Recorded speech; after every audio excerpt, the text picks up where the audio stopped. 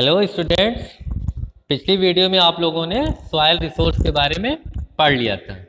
आज हम लोग वाटर रिसोर्स के बारे में पढ़ने जा रहे हैं। वाटर रिसोर्स आपको पता ही बहुत ही इम्पोर्टेंट रिसोर्स है।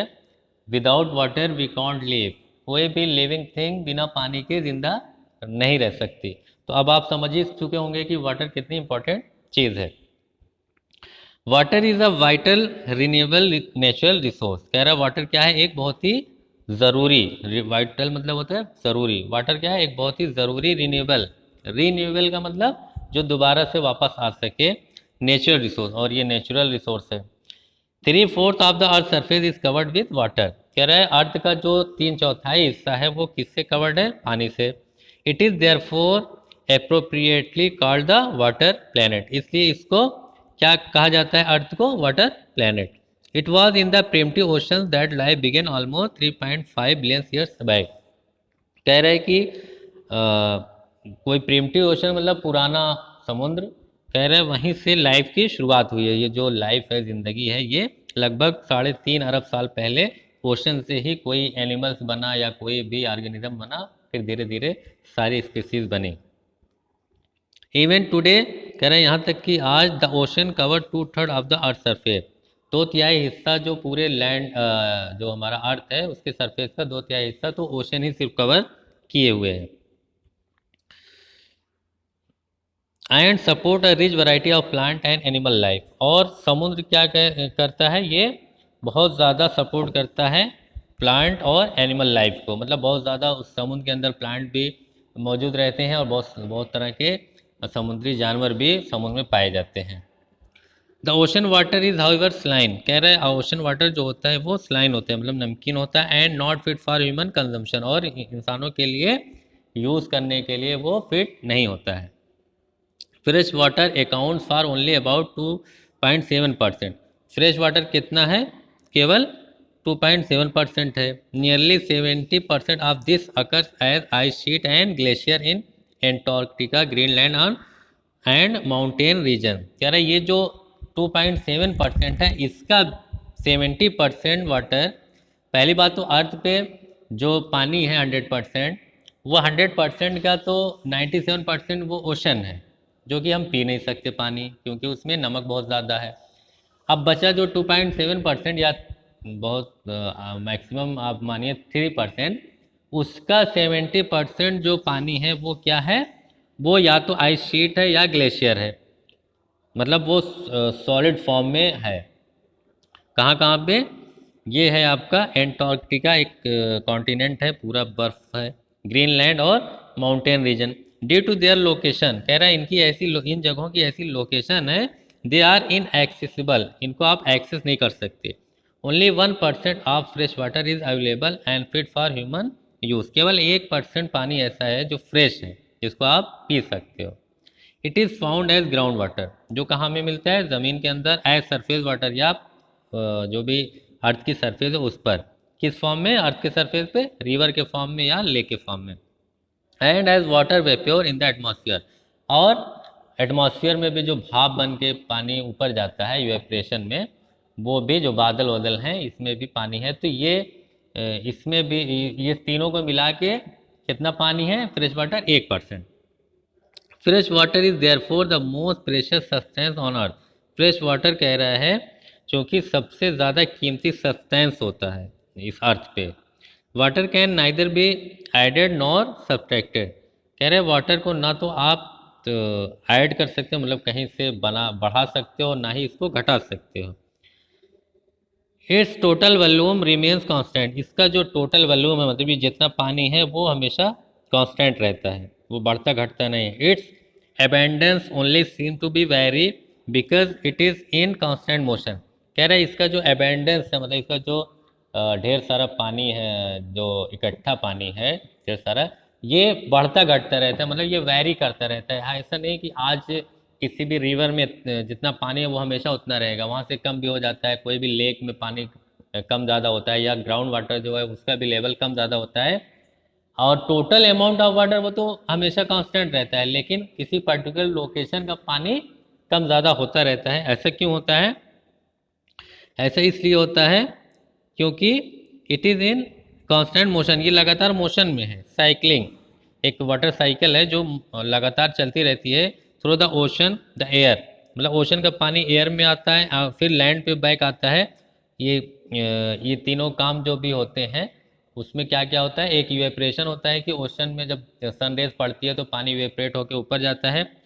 उसके बाद ऊपर जब जाता है तो वहाँ पे जब उसको ठंडी हवा मिलती है तो वहाँ पे वो कंडेंस होना शुरू हो जाता है, फिर वो क्लाउड बनता है, फिर फाइनली पर्सिपिटेशन कहते हैं जो बारिश ऊपर से होती है। बारिश का मतलब चाहे लिक्विड फॉर्म में चाहे आइस के फॉर्म में, तो फिर नीचे आ जाता है। एंड रन ऑफ, और जो पानी बहता है ऊपर लैंड पे उसको रन ऑफ बोलते हैं। This as you already know is refer to as the water cycle, कह रहे ये जो चीज़ बताई गई ऊपर ये आप पहले ही जानते हो, इसी को वाटर साइकिल बोलते हैं। Humans use huge amount of water not only for drinking, कह रहे हैं ह्यूमंस क्या कह रहे हैं, ये बहुत ज़्यादा पानी को यूज़ करते हैं, केवल पीने ही के लिए नहीं बल्कि वॉशिंग के लिए भी, धुलने उलने के लिए भी, but also in the process of production, और प्रोडक्शन के लिए भी। अब जितने भी इंडस्ट्रीज़ है उसमें जो चीज़ें भी बनती है उसमें भी पानी की ज़रूरत पड़ती है। वाटर फॉर एग्रीकल्चर, इसके अलावा एग्रीकल्चर में भी पानी की बहुत ज़रूरत पड़ती है, इंडस्ट्रीज़ में भी पड़ती है, और generating electricity through reservoirs of dam, और डैम बना के जो हम लोग बिजली बनाते हैं उसमें भी पानी की बहुत ज़रूरत पड़ती है। Increasing population rising demand for food, कह रहे हैं जैसे जैसे आबादी बढ़ रही है वैसे वैसे खाने की डिमांड भी बढ़ रही है। And cash crop, cash crop कहते हैं जो भी जैसे टी है, कॉफ़ी है, शुगर केन है, ये सब कैश क्रॉप, मतलब जिनको तुरंत एज अ बिजनेस यूज़ होता है, मतलब बेच के पैसा बनाया जाता है, ये सब कैश क्रॉप होती है, तो या जल्दी से तैयार हो जाती है। तो इसके लिए या एग्रीकल्चर के लिए सबके लिए पानी की बहुत ज़रूरत पड़ती है। इसके अलावा और क्या है, इंक्रीजिंग अर्बनाइजेशन, अर्बनाइजेशन कहते हैं शहरीकरण, मतलब सिटी बन रही है तो बिल्डिंग बन रही है तो उसमें भी पानी की ज़रूरत पड़ रही है।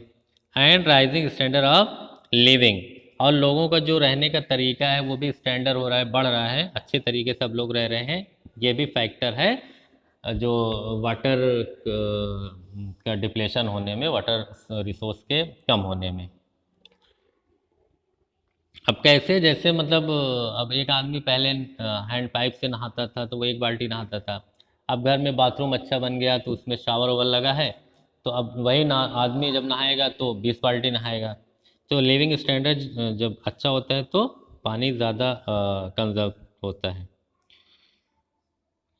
फिर क्या है आगे, are the major factor leading to shortage in supply of fresh water, यही सब फैक्टर हैं जो फ्रेश वाटर को कम करते हैं।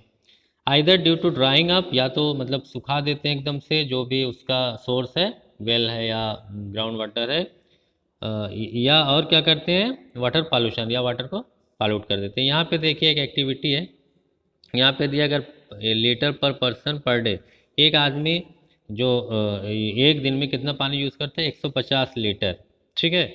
अब उसमें पूरा दिया है कि कितना पीने में, कितना कुकिंग में, कितना बाथिंग में, सब दिया है।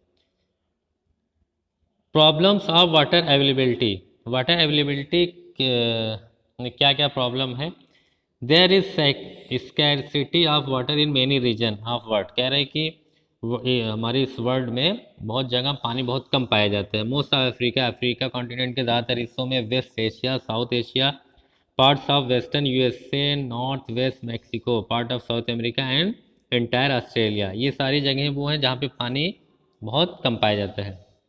Are facing shortage in fresh water supply, ये सब जगहों पे जो फ्रेश वाटर की सप्लाई है वो कम है। Countries located in climatic zone, कह रहा वो कंट्री जो कहाँ पे पड़ती हैं, जो क्लाइमेटिक जोन में पड़ती हैं वहाँ भी मतलब कमी है पानी की।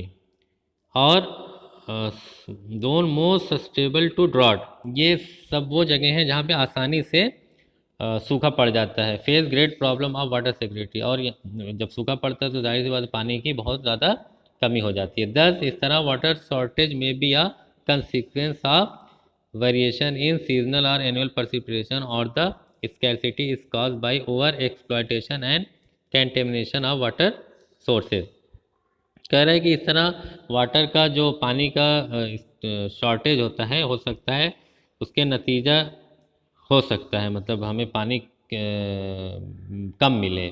जो ऊपर सारी एक्टिविटी बताई गई, अगर ये एक्टिविटी हम लोग करते रहे तो इसके नतीजे में क्या होगा, पानी शॉर्टेज हो जाएगा और सीजनल और एनुअल प्रेसिपिटेशन क्या है वो भी कम हो सकती है। और बाय ओवर एक्सप्लॉयटेशन, और क्या वजह है इसकी, ये सब की जो हम लोग बिना सोचे समझे ओवर एक्सप्लॉयटेशन मतलब बहुत गलत तरीके से इसका फ़ायदा उठाते हैं पानी का, मतलब ओवर यूज़ करते हैं, ये सब नतीजा है। एंड कंटामिनेशन कहते हैं गंदा करना फ्रेश वाटर को। तो ये सारे रीजंस हैं जिसकी वजह से ये सब हो रहा है। अब नेक्स्ट लेक्चर में हम लोग कंजर्वेशन ऑफ वाटर रिसोर्सेज की, वाटर रिसोर्सेज को हम कैसे बचा सकते हैं, पढ़ेंगे। Okay, thank you. अगर आपको मेरी ये वीडियो अच्छी लगी है तो प्लीज मेरे channel social studies with Farhan sir को सब्सक्राइब करिए, बेल आइकन प्रेस करिए ताकि मेरी अपकमिंग वीडियो आपको मिलती रहे। ज्यादा से ज्यादा शेयर करिए, लाइक करिए और कमेंट करना बिल्कुल भी मत भूलिए, क्योंकि आपके कमेंट से हमें मोटिवेशन मिलता है। Thank you.